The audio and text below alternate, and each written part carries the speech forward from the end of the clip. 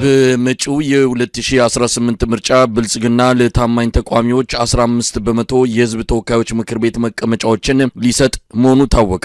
ከወዲሁ የምክር ቤት ወንበሮች ድልድል በብልጽግና በኩል ተዘጋጅቶ የምርጫው ሂደት መጠናቀቅን ብቻ እየጠበቀ መሆኑን ለአንከር ሚዲያ በደረሰ መረጃ ላይ ተመልክቷል። አብይ አህመድ በህዝብ ተወካዮች ምክር ቤት በተደጋጋሚ የሚገልጻቸውና መጪው ፓርላማ ምን መምሰል እንዳለበት አስቀድሞ ውጤቱን የሚናገርበት ሁኔታ በማስታወስ ብልጽግና ከወዲሁ በሚቀጥለው ፓርላማ በተለይ ታማኝ ለሆኑ ተቋሚ ፓርቲዎች መቀመጫዎችን ደልድሎ ያጠናቀቀ መሆኑን ነው በተለይ ለአንከር ሚዲያ በደረሰ መረጃ ላይ ተመለከተው።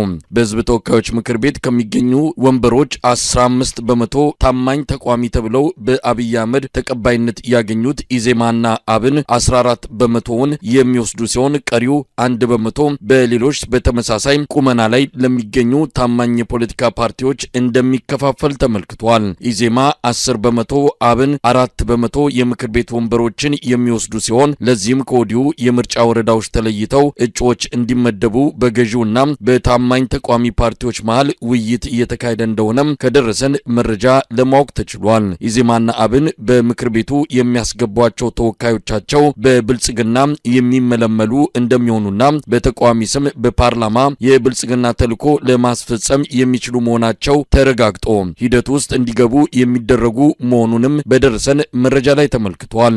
መረጃውን ያደረሱን ወገኖች እንደገለጹት የምርጫ ውጤቱ ከወዲሁ በብልጽግና ጓዳ ተቀምሮ አልቋል። በህዝብ ተስፋና ህይወት ላይ ቁማር የሚጫወተው የብልጽግናው አገዛዝ የአገሪቱን ሀብት በማባከን ውጤቱ ያለቀለትን ምርጫ ለማካሄድ ሂደቱን ማስቀጠሉን በመጥቀስ የኢትዮጵያ ህዝብ ከምርጫው ራሱን ማቀብ ይገባዋል ሲሉ መልእክት አስተላልፈዋል። ምርጫ ቦርድን በቁጥጥሩ ስር አድርጎ የፈለገውን በማስፈጸም ላይ የሚገኘው የአብይ አህመድ አገዛዝ ምርጫ የሚመስል ምርጫ በማድረግ ለሚቀጥሉት 5 ዓመታት በህጋዊ መንገድ ስልጣን የያዘ መንግስት በሚል ለመቀጠል ከፍተኛ ርብርብ እያደረገ ሲሆን የ2013ቱን አይነት 99 በመቶ አሸናፊነትን በመቀየር 15 በመቶ ታማኝ ተቋሚዎች ምክር ቤቱን በመሙላት ዓለም አቀፉ ማህበረሰብን ለማደናገር መዘጋጀቱን ነው በደረሰን መረጃ ላይ ተገለጸው።